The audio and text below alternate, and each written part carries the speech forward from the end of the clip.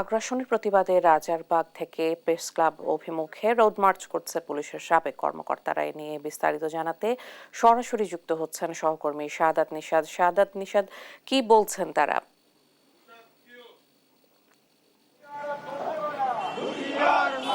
যে যেমনটি বলছিলেন আপনি, আসলে আমরা এই মুহূর্তে আছি রাজধানীর যে রাজারবাগ, সেই রাজারবাগ থেকে আসলে পল্টন অভিমুখে এখানকার যে অবসরপ্রাপ্ত পুলিশ কর্মকর্তা যারা রয়েছেন তারা মানববন্ধন করছে। তাদের মূল দাবি যেটি, যে ভারতীয় আগ্রাসনের বিরুদ্ধে মূলত যে অবসরপ্রাপ্ত পুলিশ সদস্য যারা রয়েছেন তারা এই প্রতিবাদটি জানাচ্ছে।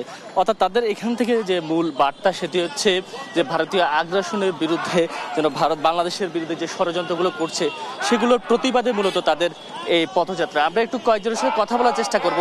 আজকের এখান থেকে আপনাদের বার্তা কি থাকবে ভারতের উদ্দেশ্যে? আমাদের বার্তা হয়েছে সুনির্দিষ্ট বার্তা, ভারতের আগ্রাসনের বিরুদ্ধে আমরা জীবন দিয়ে তাদের প্রতিরোধ করব। যে কোনো হস্তক্ষেপ আমরা তার তীব্র নিন্দা জানাই, এবং তারা যে আমাদের উপরে বাঙালিদের উপরে যে হস্তক্ষেপ করছে এবং সীমান্তে যে বিনা উস্কানিতে সীমান্তে সেনা মোতায়েন করে সেটা প্রত্যাহার করতে হবে।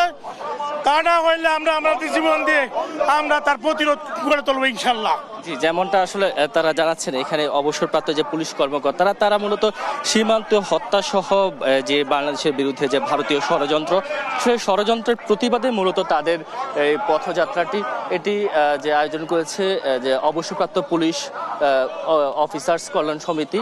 অর্থাৎ তাদের এখান থেকে তারা মূলত এখন রাজারবাগ থেকে তারা 11টায় রওনা দিয়েছে এবং সেখান থেকে তাদের যাত্রা হচ্ছে যে পল্টন প্রেস ক্লাবে, সেখানে তারা শেষ করবেন এবং সেখানে তারা বক্তব্য রাখবেন, সংক্ষিপ্ত সমাবেশ করবেন এবং সেখান থেকে তারা যে আসলে বার্তাগুলো দিবেন যে ভারতের যে অবস্থান, সেই অবস্থান থেকে যেন কোনো ধরনের কোনো গুজব না ছড়ায় এবং একই সাথে যে ষড়যন্ত্রগুলো করছে সেই ষড়যন্ত্র থেকে যেন বেরিয়ে আসে এবং ভারতের সাথে বাংলাদেশের সুসম্পর্কে যে অবস্থান, সেই অবস্থান যেন সুসম্পর্ক বজায় রাখে, সেই অবস্থাতেই কিন্তু তারা জানাচ্ছেন। এবং একই সাথে তারা এখানে আমরা কয়েকজন অবসরপ্রাপ্ত পুলিশ কর্মকর্তার সাথে কথা বলেছি।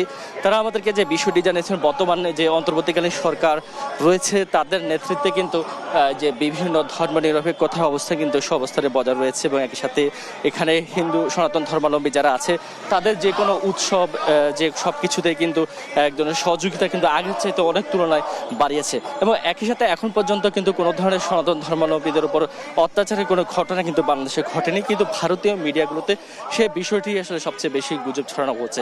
তো এই ধরনের গুজব থেকে যেন সরিয়ে আসে সেই বিষয়গুলো নিয়েই কিন্তু এই পদযাত্রা চলছে এবং সেই সাথে তারা এখান থেকে যে বার্তাগুলো পৌঁছাবেন এবং সেই জায়গা থেকে যে সনাতন ধর্মাবলম্বী যারা আছে তারাও যে আসলে কোনো ধরনের কোনো শঙ্কাই নেই সেই বিষয়গুলো কিন্তু তুলে ধরা হচ্ছে।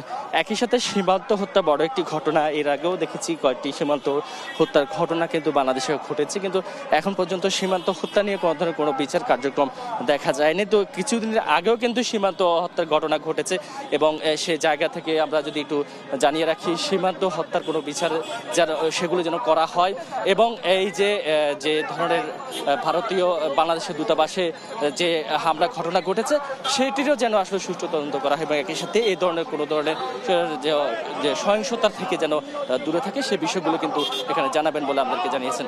তো এই ছিল যে অবসরপ্রাপ্ত পুলিশ কর্মকর্তাদের যে পথযাত্রা, সে পথযাত্রার সবশেষ খবর। নিশাদ, অনেক ধন্যবাদ আপনাকে। পদযাত্রার সর্বশেষ তথ্য জানছিলাম সহকর্মীর কাছে।